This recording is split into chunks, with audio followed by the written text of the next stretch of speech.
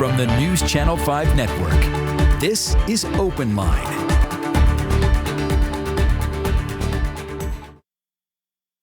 Hello, everyone. Welcome to Open Line. Glad you're with us tonight, Wednesday, August 19th, and we are talking about something we've been talking a lot about, the property tax increase here in Nashville. The council they approved a crisis budget with a 34% property tax increase. Tonight we'll be talking about that, and we're talking with two people that have different perspectives, and I think they're both valuable, and I'm glad they are both here. And with Zoom, it's sometimes harder to have two people on, but we're gonna try it tonight, and I think it's gonna go just fine. So let me introduce our guests. There they are in their homes or offices or whatever. Thank you both. We have Tori Venable, State Director for Americans for Prosperity. Tori, thank you for being here. And Jason Freeman, Political Director for SEIU Local 205 Labor Union. Jason, thank you for being here. Thanks, man. All right, so Tori, tell us, what is Americans for Prosperity? What is this? Americans for Prosperity is one of the largest grassroots organizations in the nation. Here in AFP, Tennessee, we have roughly 46,000 volunteers statewide. We fight for lower taxes, less government, better education, criminal justice reform, and rolling back regulations that stifle the American family and entrepreneurs. Okay, and Jason, Political Director for SEIU, that's a labor union. You represent a lot of Metro workers, right? Yes, we represent Metro employees in various city departments, Metro Parks, Metro Water Service, Nashville Electric Service, along with support staff in Metro schools, MDHA, all across the city. So I'll start with you, Tori. What do you think about this property tax increase in Metro, and what is Americans for Prosperity trying to do about it? Oh, so glad you asked. So obviously, I think it's very wrong. It's wrong now, especially in the wake of the tornado and COVID-19, as businesses have been forced to shut their doors, to turn around and hit businesses and people across the city with a tremendous tax hike like this. And so we are actually doing something pretty unique that we haven't really done before. So we are engaging with the Nashville Taxpayer Protection Act, and will be on the ballot. We have to have roughly 10% of the voters that voted in the most recent election to sign this petition to get it on the upcoming election for the Metro races, which will be December 5th. We are currently at 18,700. We needed somewhere in the neighborhood of 10 to 12,000 signatures. We're going for double, and I expect that we'll hit our 20,000 mark on Monday or Tuesday. So you fully expect to get this on the ballot? Absolutely. And what would we be voting? What would we be voting for exactly? What is on the ballot? What would we be voting for should this be on the ballot, or against? I mean, what would be on the ballot? It's a charter amendment, and so it does a number of things. It will roll back the property tax increase. It will limit future tax increases to 2% per year. It will stop the land giveaways that have been going on. It will provide increased transparency to the issuance of bonds and Metro records being open to the public. And if there are any failed promises, as in a Nashville sports team leaves and ceases playing professional games, all the facilities and related commercial development shall revert to the people. So it does quite a few things. You can see the entire petition and download it at 4 goodgovernment.com, and just sign it, mail it in, send it back to us. One of the most remarkable things, I guess, is it would repeal a property tax increase that's already been passed by the Metro Council. Jason, okay, so what do you think about this? Well, first of all, just for the viewers out there, I hope they know that the City of Nashville County Metro government passes a property tax levy every year. And what these folks are talking about, number one, you can't repeal a tax increase that has passed through the council. So I hope people aren't thinking that that's going to happen when they sign this, because it's actually not possible. Now, what I would say about this is many of us before COVID-19 were trying to explain to the citizens of Nashville that you get what you pay for. And we have children in our schools who don't have textbooks. When it rains outside, there's a stream down most streets because we haven't kept up with stormwater infrastructure in our city. We've got a lack of sidewalks. We have tremendous growth that's happened over the last 10 years. And we had set in 2017 the lowest tax rate in the history of Davidson County, which did something like give a $20,000 a year tax break to the most expensive home in the county, which is a $12 million home. They got a $20,000 a year tax break. Opry Mills Mall, the most expensive commercial property in the county, got a $282,000 tax break in 2017. And that's because our state implements a reappraisal process that requires something called equalization. And it's why people get confused about why the city wouldn't have enough money. But the reason that the city didn't have enough money is because we were letting the wealthiest and the biggest corporate developers off the hook. And what this tax increase has done is make people pay their fair share that are making the most out of the city growth, which are the developers and the downtown businesses. But now on the other side, I want to go there, and that's important. I want to understand, though. I feel like you have both just said something opposite. All right. You said, Tori, that this would repeal, I feel like you said repeal the 34% property tax increase. You want this on the ballot. If it were to pass, does it repeal? Are you saying it does repeal the 34% or it does not? The property tax rate shall not increase more than 2% per year after January 1st, 2020 without a voter referendum. So with that being part of the language of it, yes, it will repeal the 34%. 2% will still stay in place, I'm sure, because that's what they'll be able to levy without sending it to a referendum. And I mean, you can disagree if you want to, Jason, but I'm sure we're right on this one. But I think that would create chaos. I mean, I think that would budgeted based on a certain amount. It seems like it would create absolute chaos to, in the middle of the year, the middle of the fiscal year, switch. I mean, how? You know what? Metro government would have to make a lot of hard decisions. As a matter of fact, they would have to just make some decisions that they've been unwilling to make all along. They would have to make massive, we're talking about massive cuts. But okay, Jason, all right, so she says, you hear what she says. Just to clarify, because this isn't, just to clarify, because I want people out there to understand if they're signing these petitions that they're sort of being misled here, because the property tax bills get sent out in September. You can't recall the property tax bills. They're already going to be gone out. They're already going to be billed. And so you can't retroactively undo a law. That's sort of in the Tennessee Constitution about you can't make retroactive laws. We just saw that with the special session around the corporate immunity, which we didn't support giving big corporations, again, immunity from creating dangerous environments with COVID-19. I think Tori might have a different opinion on that.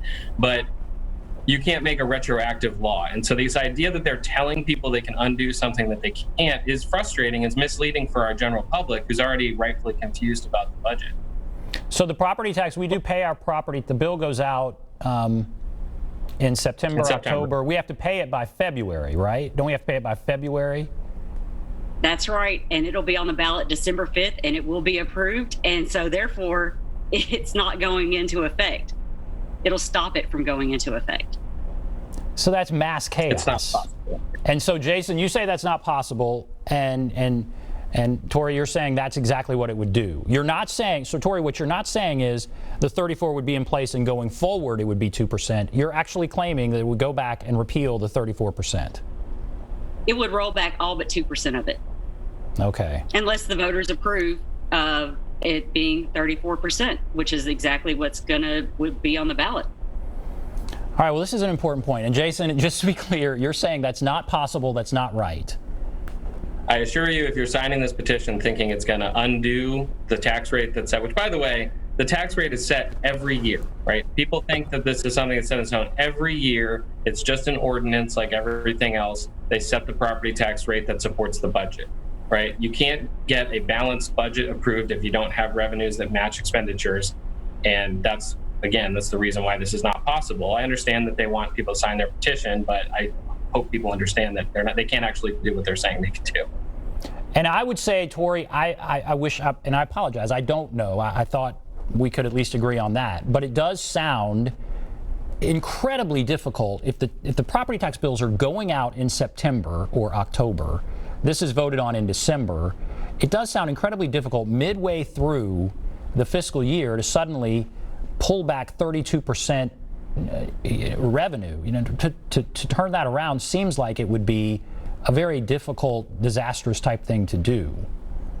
Nashville has never had a revenue problem. Nashville has had a spending problem. And the one point Jason and I do agree on is the corporate welfare that's been going on in our city, the massive handouts, the land giveaways, the things that for decades under poor fiscal management our city has seen. That's the reason we're in the position we're in to begin with. And yes, they're going to have to make decisions. And yes, they're going to have to make some cuts. A lot of things that government is doing that they have no business doing to begin with. But this is Metro Council being put on notice. When we have 20,000 registered voters in Davidson County saying, yes, we want to roll this back and amend the charter to tie your hands so you can never do this to us again, they should take note of it immediately, because we're turning these petitions in very, very soon. They should take note of it before any of these property tax bills go out, and they should try and make some adjustments so that it is not mass chaos. Okay, and Jason, I mean, I've heard this was a crisis budget. Certainly these are crazy times. I think you would both agree, and I think there are many people in the Metro Council and elected office who would agree. The years leading up to this, we've made some bad financial decisions. We don't have much of a rainy day fund. There are all kinds of problems. But here we are where we are, and we have this COVID-19 that shuts down much of the city. And the mayor said this is a crisis budget. Others have said this would be the wrong time to just decimate Metro government. Let's not destroy Metro government because we have 1 year where the revenue is low. And that's what it would take. It would mean that we would have to, should we not raise property taxes to this level, we would have to lay off many, many people. Is my kind of interpretation correct, Jason, or what would you say to that? I think that that's right, but I want to highlight that when Tori says that we haven't had a revenue problem, that's just not true. There's a reason that over the last 2 years, there have been budgets put forward that recommended a modest property tax adjustment. We lowered the property tax rate by 30% in 2017. Again, windfall profits for developers, for wealthy neighborhoods. And property taxes went up on emerging neighborhoods like Cleveland Park, like North Nashville. And that's because we have taken what is already a regressive tax system in Tennessee. We have the sixth most regressive tax system in the country in Tennessee, which means that lower income, poor, working class people are subsidizing wealthy people's public services, because if you are in the bottom 20% of income earners in Tennessee, you pay 10.5% of your income into taxes. If you're in the top 1% in Tennessee and you're the richest people in Tennessee, you pay 2% of your income into taxes. And we have a tax burden, we have a tax system that Tori would say is a great low tax system, but what it does is it pushes the burden onto lower and working class people, and it lets wealthy people and corporations off the hook. And so when you say we don't have a revenue problem, it's easy to say that when you go into our school system, the kids don't have textbooks, we don't have sidewalks, we don't have stormwater infrastructure, right? We have crumbling buildings, we have housing crisis that we can't invest in. And those are the reason that we did that is because when we had 100,000 new residents come to the city and all of this new development and growth, the most fair way to collect revenue and on the new growth is the property tax rate. And instead of in 2017, when Megan Barry was in office, instead of collecting that revenue in a fair level, we lowered the rate by 30%. And that was a huge giveaway to corporations and wealthy people. And it pushed the burden onto working class people. And so what you're saying is if we lowered it back then, we should have raised property taxes. And there are many people that say, yes, we should have, that we've done it usually, and we didn't then. You're saying that this increase now is needed and should have been foreseen and is maybe not as bad as people think? Is that what you're saying? And just to point that out, the voters did have their say in the election of 2019, and we had 2 years in a row with the property tax increase. One of the property tax increases came up 2 months or 3 months before the election last year, and Bob Mendez, who carried the property tax increase, got the most votes of any at-large council person and was the only person to win without a runoff. In District 2, Quante Toombs ran against incumbent DeCosta Hastings. There was an entire possibly not legitimate campaign run against her in District 2 that focused specifically on raising property taxes. Quante Toombs won that race. In District 12, Steve Glover's old district, where Steve Glover, the champion of the anti-taxers, right? His district was won by Aaron Evans against his chosen successor, Garrett Smith, who ran on a platform of never raising property taxes, and Mr. Smith lost. And we saw this across the whole city. So you're saying there was an appetite there, and it's a fair statement to say Bob Mendez didn't hide the fact he supported a property tax increase 2 years in a row that just barely failed, and he did win the most votes. So you're saying there's an appetite for it, people understood it. Tori, what do you say to that? There was support for increasing taxes to pay for needed services. It's always been a prioritization problem. It's not a revenue problem. It's a priority problem. Yes, we should be funding our schools. Yes, we should be funding our infrastructure. Yes, we should be funding police and fire. All the actual essential services of government that have been pushed to the back burner, those are the things that should be funded and funded appropriately. We should not be giving out millions of dollars to lure companies to Nashville that want to come here anyways. We should not be doing all...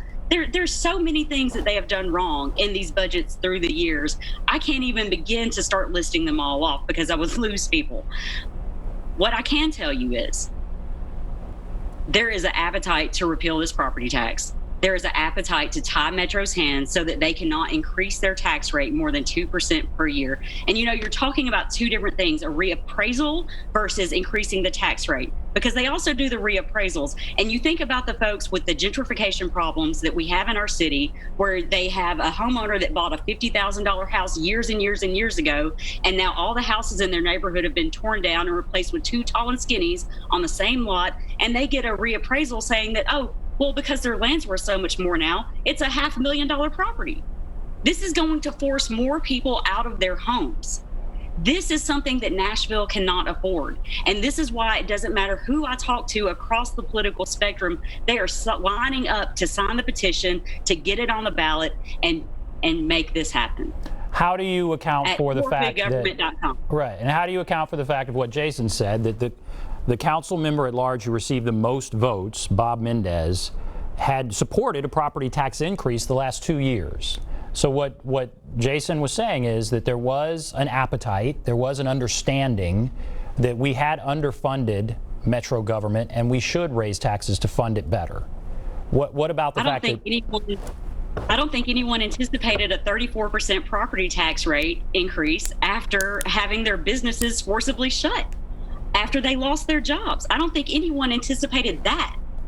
I think, if it would have been a reasonable amount, a 2%, a 3%, a 5%, I don't think you would see the appetite to do something about this that we're seeing. But instead, we have decades of fiscal mismanagement, the refusal to cut things that Metro shouldn't be doing anyways.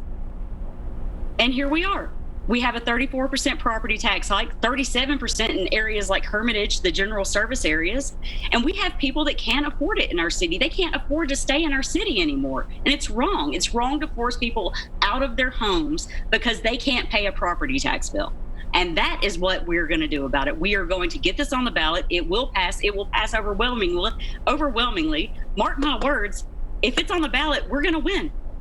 Ben, I'd like, it's interesting, just if I could, sure, about keeping people in their homes, because at SEIU Local 205, we're part of NOAA and we fight for affordable housing policies. And unfortunately, what's happened in the past is we've passed affordable housing policies like inclusionary zoning, which would require new developments to have units of affordable housing. And what's happened is our friends from Americans for Prosperity have walked down the street to the state capitol, and they have gotten their friends in the state legislature to overturn our laws. And when I hear things like we should let the voters have a say, well, the voters had a say in 2015 when they passed local hire, which was a charter amendment, a referendum. It passed with 2/3 of the vote. And our friends at Americans for Prosperity walked up the street to the state capitol and asked Senator Jack Johnson to overturn the will of the Nashville voters. And this is the kind of thing that I'm getting at when I say, like, when they're asking you to sign something, they can't do what they're actually saying. And when they're telling us that they want the voters to have a say if they agree with their position, but when they don't, like when they in the election when the voters said, we understand the city's underfunded and we're going to have a tax increase, right? That when you said a reasonable amount, well, the amount last year was 16%. And when you have a pandemic hit and you lose $300 million worth of revenue, it's going to be more than that. And I think that the voters do understand that, because in this state, we're spending $8,800 per pupil on public schools. It's among the lowest in the country, right? And that's because we have this regressive tax system that is funded by working class people and lets rich, wealthy people and corporations off the hook. We're spending $2,000 less per year than Virginia. We're spending $5,000 less per year than North Dakota per student, right? You're worried about funding infrastructure instead of funding students. That money should follow the students wherever they go. You're talking about funding the infrastructure of a public education system that we know is broken in Davidson County. We know that we have all these failing schools, and you're talking about, oh, they get $8,000? Well, guess what? It's still more than all of the other rural counties in the state. And what are they doing with it? They're wasting it. And I'd be first in line to fight with you to get the state to reallocate millions of dollars in surplus that they're sitting on back into our public schools and across the rural counties in the state, because the state is underfunding our schools, and that's part of the problem. We don't have a tax system that allows to fund our priorities. So, Jason, do you believe that? It sounds like Tori is saying people would have been okay with a smaller property tax increase. Jason, you're certainly saying, yeah, voters they knew a property tax increase was coming. They supported it. They voted for people like Bob Mendez, who said we should raise property taxes. But is the 34%, is that, in your opinion, too high? Is it defensible? What do you say about 34%? I mean, you don't have to take my word for it. You can ask the state comptroller, who came down and said, we have to have a balanced budget and we need to have a rainy day fund. And I'm not a huge fan of the comptroller meddling in Nashville's business as much as anybody, but what he's saying is we didn't have a rainy day fund. The reason we didn't have a rainy day fund is because we prioritized a historically low property tax rate in 2017. And yes, there were expenditures in the past that Metro employees fought against as well, right? Incentives that we didn't like. But what we've done is we've partnered with groups like Stand Up Nashville, and we've reformed the way tax incentives are done in Nashville. You're not seeing these big TIF agreements anymore go out. You're not seeing these tax incentives go out. We changed the way that developments happened in the city to be more equitable and deliver results for people in every neighborhood.